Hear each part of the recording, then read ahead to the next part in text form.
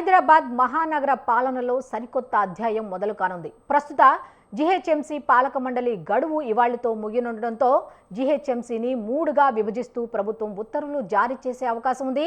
పరిపాలనా సౌలభ్యం కోసం నగరాన్ని హైదరాబాద్, శేరిలింగంపల్లి, మల్కాజ్గిరి కార్పొరేషన్లుగా విడగొట్టనున్నట్లు సమాచారం. ఇటీవల పునర్వ్యవస్థీకరించిన పోలీస్ కమిషనరేట్ల సరిహద్దులకు అనుగుణంగానే ఈ విభజన ఉండనున్నట్లు తెలుస్తోంది.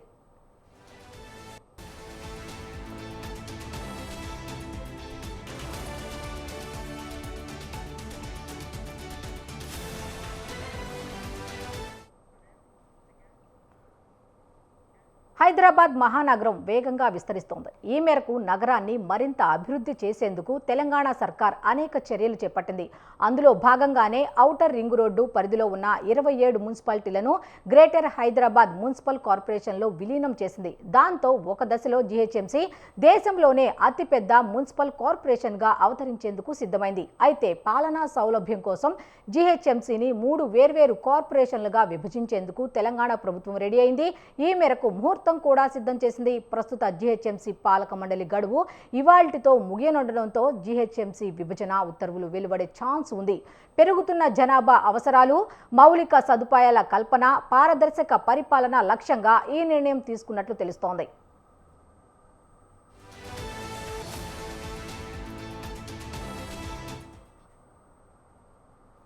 ఇటీవల రాజధాని పరిధిలోని పోలీసు కమిషనరేట్లను తెలంగాణ ప్రభుత్వం పునర్వ్యవస్థీకరించింది. ఇప్పుడు మున్సిపల్ పరిధిని కూడా అదే పద్ధతిలో పునర్వ్యవస్థీకరించాలని భావిస్తోంది.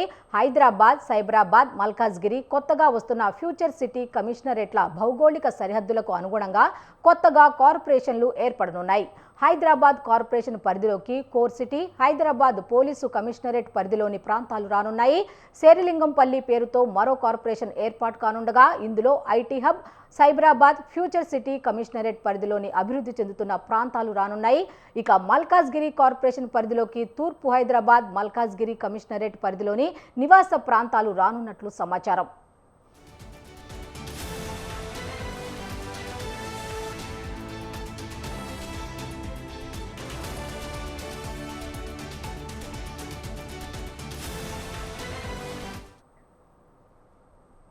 జీహెచ్ఎంసీ విభజన ఉత్తర్వులు వెలువడిన 6 నెలల లోపు అంటే ఆగస్టు 2026 నాటికి కొత్త కార్పొరేషన్లకు ఎన్నికలు నిర్వహించాల్సి ఉంటుంది. ఈలోపు పరిపాలన సజావుగా సాగేందుకు ఇప్పటికే ఐఏఎస్ అధికారుల బదిలీలు పూర్తయ్యాయి. ప్రస్తుత జీహెచ్ఎంసీ కమిషనర్ కర్ణవ్తో పాటు అదనపు కమిషనర్లుగా సృజన, వినయ్ కృష్ణారెడ్డి బాధ్యతలు స్వీకరించే అవకాశం ఉంది. త్వరలోనే అందుకు సంబంధించిన అధికారిక ఉత్తర్వులు వెలువడనున్నాయి. దీనికి సంబంధించి మరింత సమాచారం మా ప్రతినిధి విశాల్ అందిస్తారు. విశాల్, చెప్పండి. రైట్ మనశ్రీ, గ్రేటర్ హైదరాబాద్ అంటే తెలంగాణ కోర్ అర్బన్ రీజియన్ను 3 గ్రేటర్ కార్పొరేషన్లుగా విభజించాలని ప్రభుత్వం భావించింది. అందులో భాగంగానే గత ఏడాది డిసెంబర్లో 27 మున్సిపాలిటీలను అంటే సిటీకి గ్రేటర్ హైదరాబాద్కి సిటీ శివారు ప్రాంతాలుగా ఉన్న మున్సిపాలిటీలను 27 మున్సిపాలిటీలను జీహెచ్ఎంసీలో విలీనం చేసింది. ఆ విలీనంతో అప్పటి వరకు 150 వార్డులుగా ఉన్న జీహెచ్ఎంసీ 300 వార్డులకు చేరుకుంది. ఇక సర్కిళ్ళు 30గా ఉంటే వాటి సంఖ్య 60కు చేరుకుంది. ఇక జోన్లు గతంలో 6గా ఉంటే అవి 12 జోన్లకు చేరుకున్నాయి. ప్రస్తుతం అంటే ఇప్పటి వరకు కూడా గ్రేటర్ హైదరాబాద్ మున్సిపల్ కార్పొరేషన్ పరిధి 2053 కిలోమీటర్ల వరకు చేరింది. ముఖ్యంగా ఇప్పుడు గ్రేటర్ హైదరాబాద్ మున్సిపల్ కార్పొరేషన్ 12 జోన్లతోటి 60 సర్కిళ్లతోటి 300 వార్డులతోటి ప్రస్తుతం గ్రేటర్ హైదరాబాద్ మున్సిపల్ కార్పొరేషన్ అతిపెద్ద మహానగరంగా రూపొందింది. అయితే తెలంగాణ కోర్ అర్బన్ రీజియన్ను 3 కార్పొరేషన్లుగా ఏర్పాటు చేయాలని ప్రభుత్వం భావించింది. అందులో భాగంగానే రేపు అధికారికంగా ప్రభుత్వం నుంచి ఉత్తర్వులు వచ్చే అవకాశం ఉంది. ముఖ్యంగా ఉత్తర్వుల యొక్క ఉద్దేశం గ్రేటర్ హైదరాబాదు మున్సిపల్ కార్పొరేషన్ ప్రస్తుతం ఉన్న జీహెచ్ఎంసీ పాలక గడువు ఈ రోజుతోటి ముగిసిపోతుంది. అంటే ఈరోజు సాయంత్రం 5 గంటల తర్వాత ప్రత్యేక అధికారికి జీహెచ్ఎంసీ పాలన అధికారాలు అనేటివి వెళ్తాయి. అయితే ఆ ప్రత్యేక అధికారికి సంబంధించి కూడా సీనియర్ ఐఏఎస్ ఆఫీసర్ ఇప్పటికే హెచ్ఎండిఏ బాధ్యతలు చూస్తున్న జయేష్ రంజన్కి ఆ బాధ్యతలు అప్పగించే అవకాశం ఉందని కూడా ప్రచారం జరుగుతుంది. ఆయనకి సాయంత్రం దీనికి సంబంధించిన అంటే ప్రత్యేక పాలనా అధికారికి సంబంధించిన ఉత్తర్వులు కూడా వచ్చే అవకాశం ఉంది. దాదాపు అంటే ఒకవేళ ప్రత్యేక పాలనా అధికారాలు వస్తే కనుక ఒక 17 ఏళ్ల తర్వాత మొదటిసారి ఒక ప్రత్యేక అధికారి చేతిలోకి ఈ పాలన వెళ్ళబోతుంది. ఇక తర్వాత 3 కార్పొరేషన్లకు సంబంధించి కూడా పెద్ద చర్చ జరుగుతుంది.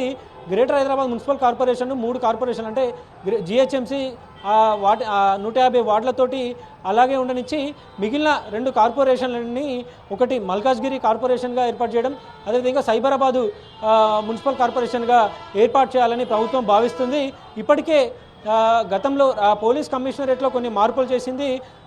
గతంలో రాచకొండ మున్సిపల్ కార్పొరేషన్ పరిధిలో ఈ మేడ్చల్, మల్కాజ్గిరి, అదేవిధంగా యాదాద్రి భువనగిరి ఇవన్నీ కూడా రాచకొండ పోలీస్ కమిషనరేట్ పరిధిలోకి వచ్చేటివి. కానీ ప్రస్తుతం ఆ రాచకొండ పోలీస్ కమిషనరేట్ని మార్చేసి మల్కాజ్గిరి పోలీస్ కమిషనరేట్ పరిధిలోకి తీసుకొచ్చింది.